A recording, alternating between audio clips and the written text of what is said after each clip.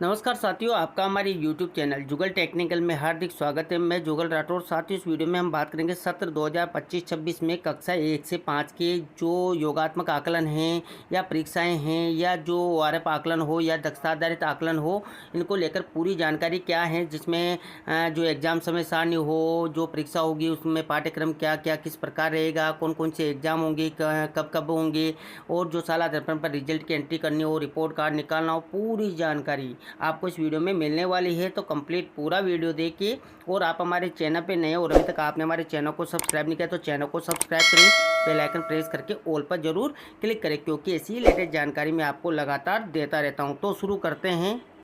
तो देखिए साथियों, सत्र 2025-26 में आपको कक्षा 1 से 5 में जो विभिन्न परक परीक्षाएं या योगात्मक आकलन या दक्षता आधारित आकलन या जो ORF हैं, यानी कि जो ओरल रीडिंग फ्लुएंसी टेस्ट हैं, वो लेना है। तो कब कब लेना है, किन किन कक्षाओं का लेना है, कैसे लेना है, सारी जानकारी मैं आपको इसमें दूंगा। तो देखिए, कक्षा 1 से 5 की बात करते हैं। तो कक्षा 1 से 5 में जो आकलन होंगे, यानी कि आकलन का प्रकार, कौन कौन से आकलन होंगे, उनका आधार क्या रहेगा, उनकी टाइमलाइन क्या रहेगी, और विविध विवरण भी यहाँ पर मैं आपको बताऊंगा। तो सबसे पहले बात करते हैं आधार रेखा आकलन, यानी कि बेस लाइन का। यानी कि आधार रेखा जो आकलन है, बेस लाइन है, वो आपको कब लेना है। तो देखिए, इसका आधार है गत सत्र की दक्षताओं पर आधारित, यानी कि गत सत्र की जो दक्षताएं थी उसके आधार पर आपको आधार रेखा आकलन यानी कि बेस लाइन लेना है। ये आपको लेना है जुलाई अगस्त माह में, यानी कि जुलाई में आप ले सकते हैं या अगस्त में आप ले सकते हैं। ये आधार रेखा मूल्यांकन है। और आधार रेखा मूल्यांकन आकलन से रिलेटेड आपको और भी अन्य पूरी जानकारी चाहिए, किस प्रकार लेना है, कौन सी कक्षाओं का लेना है, ग्रेडिंग सिस्टम क्या है, तो इसका मैंने अलग से पूरा विस्तृत वीडियो बना रखा है। वीडियो के डिस्क्रिप्शन में आपको लिंक मिल जाए, वहाँ जाकर आप पूरी जानकारी कर सकते हैं। इसके बाद देखिए बिंदु संख्या 2, जिसमें देखिए योगात्मक आकलन फर्स्ट SA1, यानी कि आपको SA1 लेना है। वो लेना है CCA के विभिन्न टूल बिंदु संख्या 11 के अनुसार, यानी कि जो CCA चलता है कक्षा 1 से 5 में, इसके विभिन्न टूल होते हैं, उन टूल के आधार पर आपको SA1 लेना है। SA1 में जैसे कि टूल्स की बात करें तो जैसे ABL है, FLN कार्यक्रम है, या पाठ्य पुस्तकें या वर्क बुक है, या विभिन्न जो गतिविधियाँ आप विद्यालय में करवाते हैं, जैसे पठन पाठन करवाते हैं, या और भी चीज़ें आप करते हैं, बिहाइंड ग्रेड की दक्षताओं करवाते हैं, तो सारी चीज़ों को मिलाकर आप SA1 लेंगे। SA1 बिंदु संख्या 11 के अनुसार जो विभिन्न टूल हैं, इसको अगर पूरा जानना चाहते हैं कौन कौन से ऐसे टूल हैं जिनके आधार पर आपको SA1 लेना है, तो इसका मैंने अलग से विस्तृत वीडियो बना रखा है। अगर वो वीडियो भी आप देखना चाहते हैं तो वीडियो के डिस्क्रिप्शन में आपको उसका भी लिंक मिल जाएगा, वहाँ जाकर पूरी जानकारी कर सकते हैं। देख रहे शिवरा पंचांग के अनुसार सितंबर का द्वितीय सप्ताह, यानी कि जो आपको SA1 लेना है वो सितंबर के द्वितीय सप्ताह में लेना है। ये आपको ध्यान रखना है टाइमिंग। और इसमें देखिए जो 45% पाठ्यक्रम, यानी कि जो पाठ्यक्रम है, पाठ्य पुस्तकें, उसका 45% पाठ्यक्रम पूरा होना चाहिए, उसको आपको SA1 में शामिल करना है। तो इस प्रकार SA1 आपको ले लेना है। इसके बाद देखिए तीसरे नंबर पर है AI आधारित दक्षता आकलन 1, यानी कि जो CB आकलन होगा AI आधारित होगा, यानी कि जो ऐप हैं राजशाला दर्पण शिक्षक ऐप के माध्यम से आपको जो है CB एग्जाम करवाना है। आधारित दक्षता आधारित आकलन 1 यह होगा अंग्रेजी, गणित और हिंदी विषयों के लिए, यानी कि 3 विषय हैं, अंग्रेजी, गणित, हिंदी, इन विषयों का ही आपको यहाँ पर दक्षता आधारित आकलन लेना है। यह होगा AI आधारित दक्षता आकलन 1 के लिए निर्धारित दक्षताओं के अनुसार, जो भी निर्धारित दक्षताएं हैं उन दक्षताओं के आधार पर ये लिया जाएगा। तो देखिए यहाँ पर टाइम लाइन दे रखी है शिवरा पंचांग के अनुसार दिसंबर माह में, यानी कि जो ये CBA1 होगा अंग्रेजी, गणित, हिंदी का, ये होगा शिवरा पंचांग के अनुसार दिसंबर माह में। इसके बाद देखिए योगात्मक आकलन 2, यानी कि SA2 कब लेना है। तो देखिए SA2 जो आप लेंगे ये CCA के विभिन्न टूल बिंदु संख्या 11 के अनुसार हैं, यानी कि कौन कौन से टूल्स हैं जिसकी मैंने जानकारी आपको पहले ही दे दी है। ये होगा शिवरा पंचांग के अनुसार जनवरी का द्वितीय सप्ताह, यानी कि जनवरी माह के द्वितीय वीक में योगात्मक आकलन 2 लेना है। इसमें आप देखेंगे तो पाठ्यक्रम 40% पाठ्यक्रम होना चाहिए, यानी कि 45 पहले पूरा हो चुका है, 40% इसमें हो जाएगा SA2 में। तो इस प्रकार ये SA2 भी आपको ले लेना है। इसके बाद देखिए साथियों SA3, देखिए योगात्मक आकलन 3 SA3 और AI आधारित दक्षता आकलन 2 अंग्रेजी, गणित और हिंदी विषयों के लिए, यानी कि जो वार्षिक परीक्षाओं के टाइम पे हम लेते हैं SA3 लेंगे। और इसके साथ ही जो CBA2 है वो भी होगा, अंग्रेजी, गणित, हिंदी तीनों विषयों का होगा। देखिए योगात्मक आकलन जो 3 होगा वो CCA के विभिन्न टूल बिंदु संख्या 11 के अनुसार होंगे।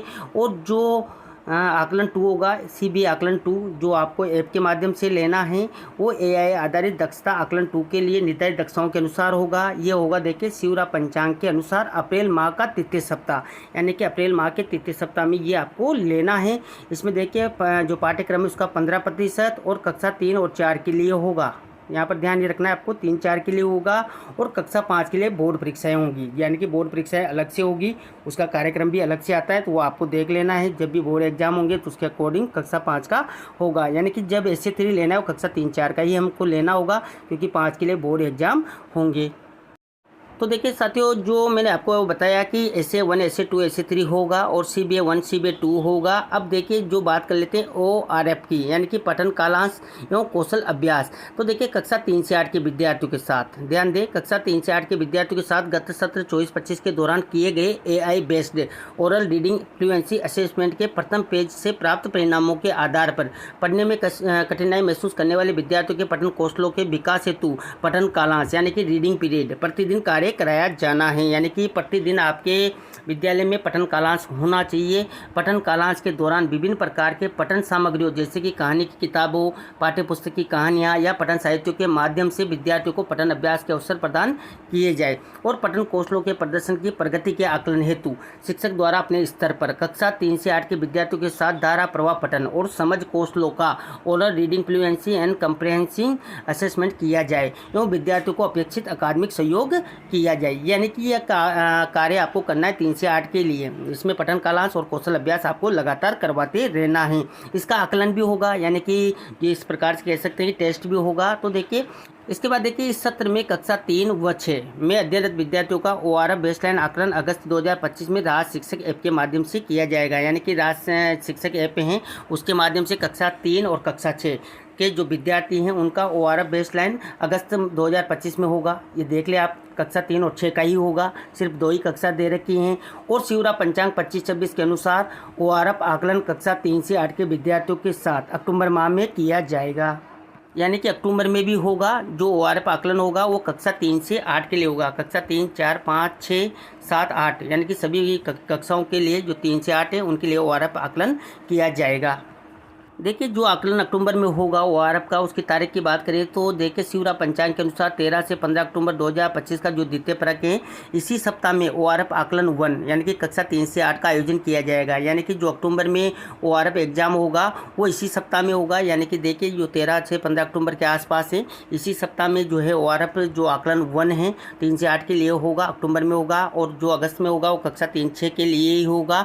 इसके बाद जो दूसरा आकलन होगा वो भी होगा, देखिए ये होगा तृतीय परक के साथ, यानी कि फरवरी माह में। देखिए फरवरी का जो 5, 6, 7 फरवरी दे रखी हैं शिवरा पंचांग के अनुसार, इसी सप्ताह में, देखिए इसी सप्ताह में, तारीख हो सकता है चेंज हो, तो ORF आकलन 2 भी होगा, यानी कि जो ओरल रीडिंग फ्लुएंसी है आकलन 2 वो कक्षा 3 से 8 का आयोजन होगा, यानी कि 3 बार इसका आयोजन किया जाएगा। ORF का अगस्त में किया जाएगा 3 और कक्षा 6 का, और फिर अक्टूबर में किया जाएगा 3 से 8 का, और फिर इसके बाद फरवरी में होगा जो कक्षा 3 से 8 का होगा। इसके बाद देखिए जो आपको साला दर्पण पर रिजल्ट की एंट्री करनी है या शिक्षक ऐप पर आपको जो है रिजल्ट की एंट्री करनी है, तो देखिए जो भी आकलन आप लेंगे, जैसे कि योगात्मक आकलन फर्स्ट यानी कि SA1 लेंगे, तो जो आपको मैंने बताया था कि सितंबर के द्वितीय सप्ताह में होगा, और इसकी जो पोर्टल पर या शिक्षक ऐप पर ऑनलाइन प्रविष्टि की जो समय अवधि है वो यहाँ पर नहीं बताई गई है कि यानी कि SA1 की एंट्री साला दर्पण पर कब होगी।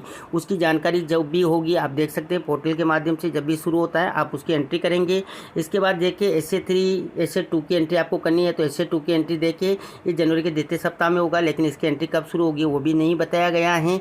इसके बाद देखिए SA3 की एंट्री आपको करनी है, यानी कि जो योगात्मक आकलन 3 आप लेंगे उसकी एंट्री यहाँ पर बता रखा है कि माह अप्रैल मई में होगी, यानी कि इस प्रकार आपको जो SA1 SA2 SA3 लेंगे उसकी एंट्री साला दर्पण पर कर लेनी है। और जो CBA एग्जाम है CBA 1 CBA 2 उसके आज आपको जो राज्य साला दर्पण शिक्षक ऐप है उसमें आपको OCR वगैरह अपलोड करनी होती हैं, और जो ORF एग्जाम है वो भी आपको जो है राज्य साला दर्पण शिक्षक ऐप है उसके माध्यम से आपको करना होगा। अब देखिए इसकी प्रविष्टि तो आप साला दर्पण पर कर देंगे। और देखिए इसके बाद देखिए यहाँ पर जो योगात्मक आकलन की शैक्षिक प्रगति को विद्यार्थी और पोर्टल पर दर्ज किया जाना है, और इसके आधार पर समग्र प्रगति प्रतिवेदन यानी कि HPC जो होलिस्टिक प्रोग्रेस कार्ड है वो तैयार किया जाएगा। इसके बाद देखिए जो रिपोर्ट कार्ड आपको निकालने हैं, जो भी SA1 SA2 SA3 आप लेंगे, उसके बाद जो प्रगति पत्र है परीक्षा परिणाम है वो आपको निकालने हैं। तो देखिए कक्षा 1-2 के जो यहाँ पर बता रखा है कि राजस्थान स्कूल शिक्षा परिषद द्वारा उपलब्ध करवाए गए समग्र प्रगति प्रतिवेदन जो होंगे उनसे वो आपको फिल करने होंगे। और देखिए कक्षा 3-4 की बात करें तो साला दर्पण पर विभिन्न योगात्मक आकलनों के ग्रेड प्रविष्टि करने के बाद प्रगति पत्र जनरेट करने होंगे, डाउनलोड करके प्रिंट लिया जाएगा। कक्षा 5 और 8 का बोर्ड एग्जाम है तो बोर्ड के अनुसार जो मार्कशीट आएगी वो देनी होगी। और कक्षा 6-7 की बात करें तो जो भी परीक्षाएं आप लेंगे उनके अंकों की प्रविष्टि आप साला दर्पण पर जो है प्रविष्ट करेंगे और उसके बाद प्रगति पत्र जनरेट करेंगे, डाउनलोड करेंगे और प्रिंट लेकर जो है स्टूडेंट को देंगे। तो ये थी साथियों जो कक्षा 1 से 5 तक आपको विभिन्न जो भी एग्ज़ाम होंगे वो कब होंगे, उनकी टाइमलाइन क्या है, क्या आधार होगा, कितना पाठ्यक्रम कब कब आएगा और जो कौन कौन से एग्ज़ाम है जैसे कि CB एग्ज़ाम हो, ऐसे एग्ज़ाम हो या ORF एग्ज़ाम हो, आपको कब लेने हैं, कैसे लेने, पूरी जानकारी जो साला दर्पण पर रिजल्ट एंट्री करनी हो या रिपोर्ट कार्ड वगैरह आपको तैयार करने हो, पूरी जानकारी मैंने आपको इस वीडियो में देने का प्रयास किया। आपको हमारी जानकारी कैसी लगी, जानकारी अच्छी लगी तो लाइक करें, शेयर करें और अभी तक आपने हमारे चैनल को सब्सक्राइब नहीं किया तो चैनल को सब्सक्राइब करें, बेल आइकन प्रेस करके ऑल पर जरूर क्लिक करें क्योंकि ऐसी लेटेस्ट जानकारी मैं आपको लगातार देता रहता हूं। धन्यवाद साथियों, फिर मिलते हैं नई वीडियो में नई जानकारी के साथ, तब तक के लिए जय हिंद।